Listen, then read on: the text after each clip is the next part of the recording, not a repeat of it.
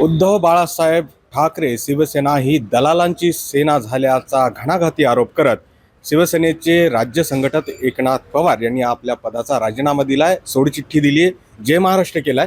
परंतु तुम्ही हा गंभीर आरोप करत असताना नेमकं तुमचं कोण टार्गेट करताय किंवा तिथे कोण असे दलाल आहेत ते सांगा.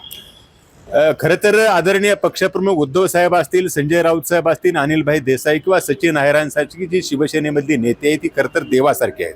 अत्यंत प्रामाणिकपणानं पक्षाच्या वाढीसाठी काम करणारी मंडळी आहेत. परंतु जे माझ्या जिल्ह्यामध्ये, ज्या जिल्ह्यामध्ये मी विधानसभेची निवडणूक लढवली तिथला संपर्क मी बबन थोरात नावाचा आहे.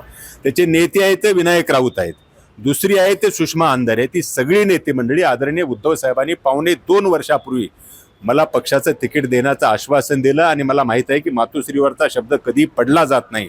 या विश्वासानं मी भारतीय जनता पार्टी केंद्रात सत्ता, राज्यात सत्ता, महापालिकेत सत्ता असताना या पक्षाला मी सोडचिठ्ठी दिली आणि मला वाटलं होतं की माझं तिकीट इझी मिळेल. परंतु ज्या दिवशी माझा बी फॉर्म घेण्यासाठी मी मातोश्रीवर होतो, मातोश्रीच्या दलाच्या सारखी ही जी 2-3 नावं जी सांगितली, बबन थोरात असेल, विनायक राऊत असेल किंवा सुषमा अंधारे सारखे दुसऱ्या उमेदवाराकडून पैसे घेऊन माझा बी फॉर्म दुसऱ्याला देण्याचा प्रयत्न करत होते. हे खरं तर माझ्यासारख्या संवेदनशील कार्यकर्त्याला हे खरं तर आवडलेलं नाही किंवा माझ्यासारखा कार्यकर्ता हे खपून घेणार नाही. जेव्हा मला उमेदवारी दिल्याच्या नंतर बी फॉर्म झाल्यानंतर माझ्या शेजारी गंगाखेडला आदरणीय पक्षप्रमुखांची सभा होते आणि माझ्या लागून असलेल्या मतदारसंघामध्ये पक्षप्रमुखाची सभा ह्या सगळ्या नेते मंडळीमुळे मला मिळत नाही. खरं तरी माझं दुर्भाग्य, मी पक्षप्रमुखांना आणि राऊत साहेबांना सांगितल्यानंतर खरं तर मला दुसऱ्या काही दिवसानंतर सभा दिली गेली आणि माझी खरं तर एकमेव नांदेड जिल्ह्यामध्ये शिवसेना जागा लढत होती. पण ज्या ठिकाणी नांदेड उत्तरचा उमेदवार त्यांनी चोरून दिला ह्या बबन थोरात आणि या सगळ्या मंडळीने, तिथल्या सामान्य निष्ठावंत शिवसैनिकावर अन्याय केला. बाहेरचा उमेदवार आला, त्याच्याकडून पैसे घेतले आणि पैसे घेऊन जेव्हा उत्तरमध्ये दिला, उत्तरमध्ये मुस्लिम उमेदवार काँग्रेसचा लढत होता. या काँग्रेसचा उमेदवाराच्या मुळे खरं तर त्यांनी सांगितलं की शिवसेनेने हमारे अगेंस्ट एक दूसरा कैंडिडेट दिया है, तर मुसलमान लोगों ने शिवसेना को वोट नहीं देण्याचे याचा फटका खरं तर माझ्यासारख्या कार्यकर्त्याला झाला. कारण ते माझ्या उद्धव साहेबांच्या सभेमध्ये त्या उमेदवाराला घेऊन आले आणि मला माहित आहे की तुम्ही गंभीर आरोप आणि गौप्यस्फोट करता आहात. आता ही काय ती 2-3 नावं घेतली आहेत, यांच्या हातात जर शिवसेना असणार असेल, कारण की मोठ्या पदावर आहेत ते, तर शिवसेनेचं भविष्य काय असणार आहे? मला असं वाटतं की आदरणीय पक्षप्रमुखांना माझी विनंती आहे. मागच्या 15 दिवसापूर्वी मी संजय राऊत साहेबांच्या बरोबर ही चर्चा केली. त्यांनाही सांगितलं, साहेब अशी मंडळी पक्षाची दलाली करतायत, यांच्या हातामध्ये जर पुढचं पक्ष संघटन असेल. एवढं करून मी नांदेड जिल्ह्यामध्ये एकमेव लढलो आणि मी सगळं सोडून देऊन लढलो. परंतु 15 दिवसापूर्वी अजून 2 जिल्हा प्रमुख केले, कारण मला माहिती आहे की शिवसेनेचे निष्ठावंत कोण चांगले कार्यकर्ते होते, त्यांना जर पक्षाची जबाबदारी दिली असती तर पक्ष वाढण्यामध्ये केवळ तुमची खदखद आहे, त्यांच्याविषयीचा राग आहे, तुम्हाला अशा पद्धतीने डावलल्या गेल्याचा राग आहे की वस्तुस्थिती आहे? काय फॅक्ट आहे, लक्षात ठेवा. मी माझे पक्षप्रमुख किंवा संजय राऊत, अनिलभाई देसाई किंवा सचिन अहिर साहेबांवर मी टीकाच नाही करत. ते जर नसते, ते जर माझ्या मागे ताकदीनं उभा नसते, ह्या मी 2-3 नावं जी घेतली ना, त्या दलालांनी माझं तिकीट 100% कापलं असतं.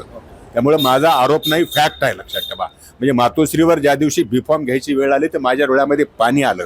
अशा पद्धतीची घाणेरडी ट्रीटमेंट ह्या सगळ्या नेते मंडळींनी दिली. तो दिवस माझ्या आयुष्यामध्ये मी कधी विसरू शकणार नाही. तुम्हाला जो कार्यकाळ भेटला त्या कार्यकाळात तुम्ही मराठवाडा पूर्ण बांधणी केली होती, वाठा शिवसेनेची पाळमुळे तिकडे घट्ट केली होती. मात्र आता त्याला धक्का बसणार आहे. तुमची पुढची भूमिका काय असेल हा महत्त्वाचा प्रश्न, आणि तुमच्यासोबत आता तुमच्या भूमिकेला समर्थन करणारे किती शिवसैनिक यातनं बाहेर पडतील?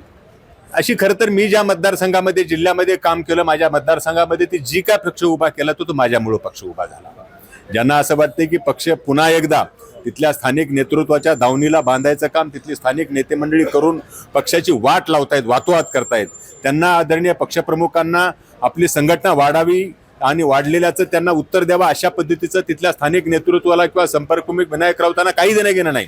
त्यांना एकच देणं घेणं आहे की याला जिल्हा प्रमुख केल्यानंतर मला किती पैसे मिळतील, याला याच्याकडून गेल्या माझी सेवा कोण करेल. मला असं वाटतं की अशा पद्धतीचं घाणेरडं नेतृत्व पक्षासाठी अत्यंत घातक आहे आणि माझ्यासारख्या एका संवेदनशील कार्यकर्त्याचा बळी ह्या 2-3 माणसांमुळे गेला, ही फॅक्ट आहे, लक्षात ठेवा. परंतु पुढची भूमिका, भविष्य काय असणार आहे? घर वापसी होण्याची शक्यता आहे, तुमच्या भेटीगाठी होत आहेत अशीही माहिती मिळते भाजपमधल्या ज्येष्ठ नेत्यांशी.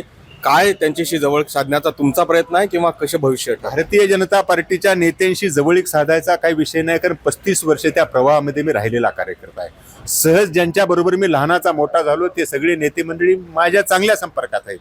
आणि परंतु ज्यावेळेस मी एखादं पद किंवा एखादा पक्ष निष्ठेनं सांभाळतो तेव्हा माझ्या पक्षावर माझी श्रद्धा असते. आणि मला माहिती आहे की पुढच्या काळामध्ये माझ्या सगळ्या कार्यकर्त्यांशी मी नांदेडला फिरून आलो, तिथल्या सगळ्या कार्यकर्त्यांचा मनोदय घेण्याचा प्रयत्न केला. पिंपरी चिंचवड किंवा पुण्यामधले जे मला मानणारे कार्यकर्ते सगळ्याचा निर्णय घेऊन पुढच्या काळामध्ये माझी राजकीय वाटचाली 100% आपल्या सगळ्यांच्या समोर सादर करणार. खरं तर हा उभाठा शिवसेनेला मोठा धक्का मानला जातोय. आता एकनाथ पवारांनी केलेल्या या सगळ्या आरोपाला उभाठा गटाचे नेते कशा पद्धतीने उत्तर देतात हे बघावं लागेल. सुरेश पाटील, गोविंद वाकडे, न्यूज 18 लोकमत, पिंपरी चिंचवड.